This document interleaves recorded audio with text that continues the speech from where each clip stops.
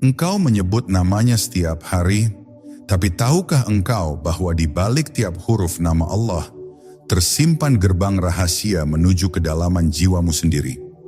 Ini bukan sekadar nama, ini adalah kunci, sebuah jalan pulang yang telah lama memanggilmu dalam diam.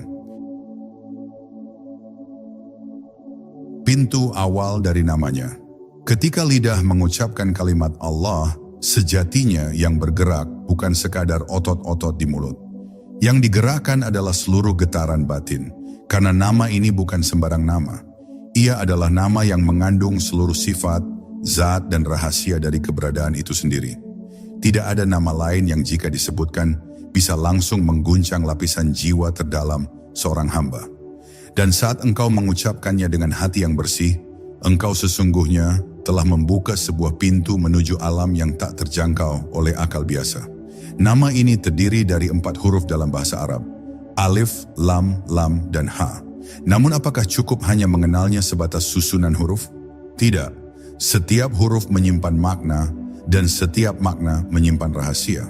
Bukan rahasia dalam pengertian tersembunyi karena ingin disembunyikan, tetapi tersembunyi karena hanya jiwa yang halus yang mampu menangkapnya. Huruf-huruf ini bukan huruf biasa, ia adalah simbol gerbang kesadaran yang menuntun ruh menuju asalnya. Huruf alif di awal kalimat Allah bukan sekadar huruf permulaan, ia adalah lambang dari keesaan, tegak lurus, tanpa belok, tanpa lekuk. Alif tak memiliki arah selain satu garis yang naik dari bawah ke atas, seperti fitrah ruh yang ingin kembali ke sumbernya. Alif adalah lambang ketinggian, ketegasan, dan tauhid yang murni. Bila ruh telah menyentuh makna alif, maka ia tak akan pernah rela tunduk kepada selain dia. Lalu datang huruf lam yang muncul 2 kali. Mengapa 2? Karena satu lam menyimbolkan manifestasi sifat, dan lam kedua menyimbolkan pengembalian segala sifat kepada asalnya. Lam pertama adalah limpahan kasih, penciptaan, penjagaan, dan keteraturan alam semesta. Sedangkan lam kedua adalah tarikan kembali, penyadaran, pengosongan, hingga kembalinya ruh ke hadiratnya. 2 lam ini membentuk lengkungan seperti pelukan ilahi yang merangkul hamba dari segala arah. Kemudian muncul huruf H di akhir. Lembut, keluar dari tenggorokan dalam bisikan yang nyaris seperti hembusan nafas terakhir. H adalah rahasia yang tak bisa dijelaskan dengan kata. Ia adalah suara ruh yang tak lagi berbentuk, hanya terasa. Huruf ini adalah ujung jalan, titik sunyi, tempat segala makna larut dan tak bisa lagi dijelaskan. Jika engkau telah sampai pada makna H, maka engkau akan mengerti bahwa perjalanan bukan soal mengetahui, tapi soal melebur. Seluruh kalimat Allah bukan hanya nama, ia adalah perjalanan. Perjalanan dari keesaan menuju keragaman, lalu kembali lagi pada keesaan. Dari alif ke 2 lam, lalu menyatu dalam H. Dari tauhid ke manifestasi, lalu ke fana. Di sanalah letak rahasia dari ilmu tersembunyi itu. Ia bukan hanya untuk dipelajari, tapi untuk diresapi dengan rasa, dengan kesadaran, dengan keheningan. Maka jangan remehkan kalimat Allah yang mungkin setiap hari keluar dari lisanku dan juga lisanmu. Sebab bisa jadi selama ini kita hanya mengucap bunyinya tanpa pernah masuk ke dalam makna yang dikandungnya. Dan bisa jadi rahasia terbesar dalam hidupmu tidak berada di tempat jauh, tapi justru tersembunyi di dalam satu kata suci yang sudah kau lafalkan sejak kecil. Allah. Ketika nama menyatu dengan zat, tidak semua nama menyatu dengan pemiliknya. Kita bisa menyebut nama seseorang, tapi belum tentu kita merasakan kehadirannya. Namun berbeda dengan nama Allah. Nama ini bukan hanya label atau sebutan. Nama ini adalah pancaran dari zatnya sendiri. Maka setiap kali ia disebut, sesungguhnya yang hadir bukan sekadar bunyi, tetapi realitas keberadaan yang tak terpisah darinya. Inilah mengapa para ahli makrifat tak pernah menyebutnya dengan ringan. Karena mereka tahu, di balik nama itu, ada lautan tak berdasar yang tengah menyambut jiwa siapa saja yang mengingatnya dengan sepenuh rasa. Di antara keunikan nama Allah adalah bahwa ia tidak memiliki bentuk jamak. Ia juga tidak bisa diturunkan atau diubah seperti nama-nama lainnya. Tidak ada kata Allah dalam bentuk plural, tidak ada pula kata sifat dari kata Allah yang bisa digunakan untuk makhluk.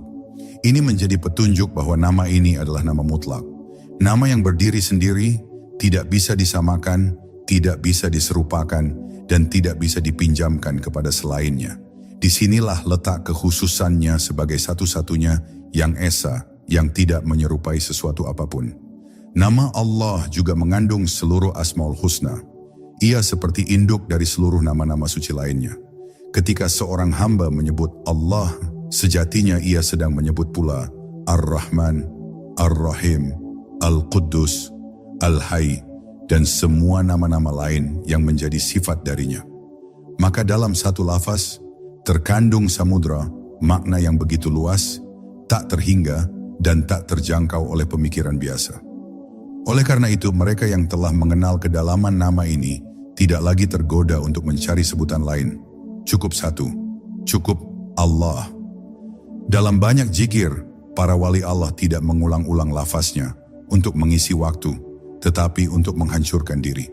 Karena setiap sebutan Allah yang mereka ucapkan adalah seperti pukulan halus ke dalam jiwanya, memecah keakuannya, meluruhkan identitas palsu, hingga yang tersisa hanyalah Dia. Itulah mengapa zikir mereka bukan rutinitas, melainkan perjalanan kembali. Setiap lafaz adalah langkah, setiap getaran suara adalah tangga menuju ketiadaan, tempat yang hanya bisa dihuni oleh Dia yang Maha Ada. Ada pula rahasia besar dalam cara lafaz Allah diucapkan. Coba perhatikan, huruf awalnya keluar dari tenggorokan bagian dalam, alif, lalu lidah bergerak menyentuh langit-langit, lam, dan akhirnya berakhir di hembusan nafas lembut, ha. Ini bukan sekadar struktur fonetik, tetapi perjalanan dari dalam keluar, dari batin menuju lisan, lalu kembali lagi ke batin yang lebih dalam. Suaranya berasal dari kedalaman ruh, keluar sebagai zikir, lalu kembali sebagai keheningan. Itulah sirkulasi spiritual dalam satu nama. Nama Allah juga tidak bisa disebut tanpa napas. Bahkan jika engkau diam pun, selama engkau bernafas, engkau seperti tetap menyebutnya. Banyak orang yang tak sadar bahwa napas manusia membawa irama ilahiyah. Hembusan masuk seperti alif, tahan di dada seperti lam, dan keluar lembut seperti ha.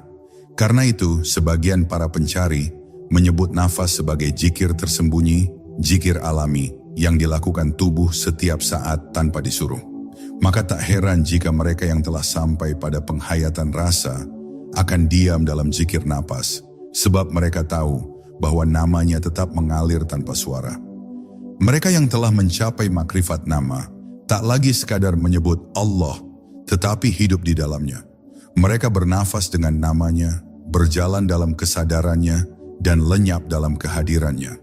Nama itu bukan lagi sesuatu yang terpisah di lidah atau kepala, melainkan menyatu dengan detak jantung dan getaran rasa. Dan inilah puncak dari ilmu tersembunyi itu. Ketika nama Allah tak lagi diucap oleh lisan, tapi berdetak bersama darah dan berdenyut dalam setiap denyut nadi jiwa yang sadar akan siapa dirinya di hadapannya. Getaran nama yang menembus jiwa. Setiap kali nama Allah disebut dengan kesadaran yang penuh, maka semesta seolah ikut bergetar.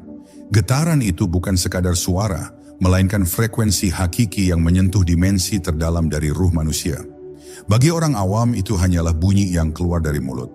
Tapi bagi jiwa-jiwa yang halus, ia adalah dentingan rahasia yang menggugah kesadaran paling dalam.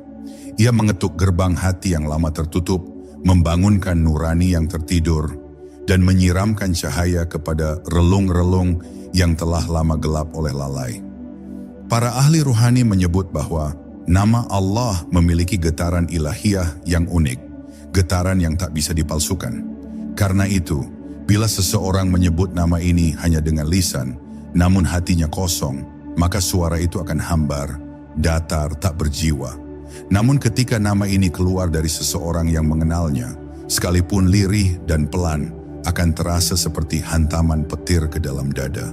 Nama ini menyimpan daya yang tak bisa dijelaskan secara logika, tapi bisa dirasakan oleh mereka yang telah membersihkan wadah hatinya dari selainnya.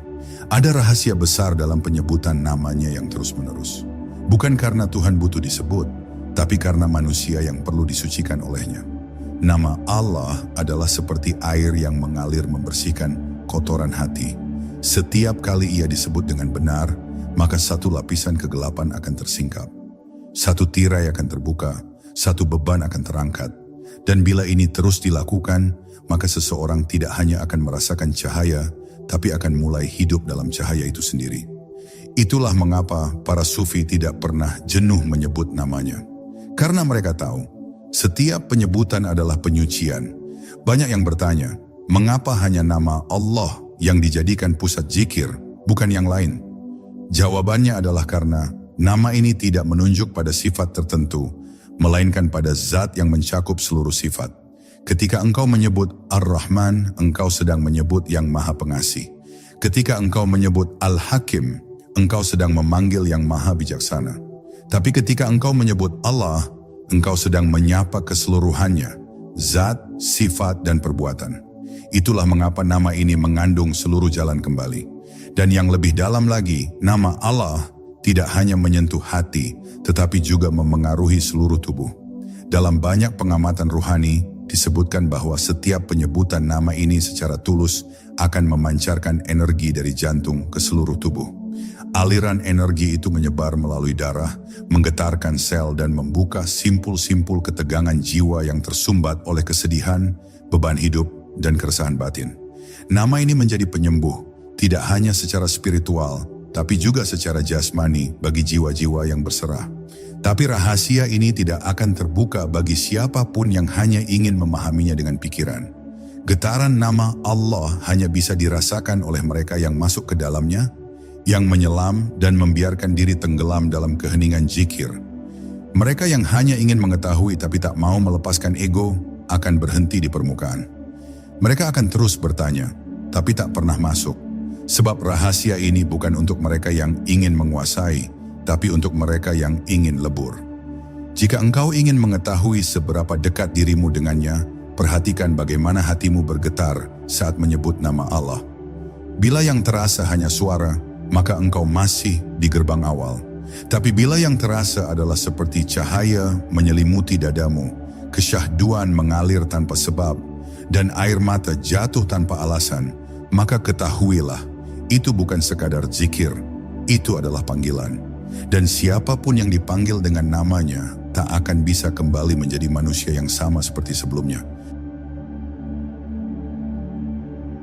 Lafaznya adalah cermin kehadirannya. Ada saatnya seorang hamba merasa bahwa seluruh zikir dan ibadahnya seperti tak membekas. Hatinya kosong, suaranya hambar, dan dirinya merasa jauh.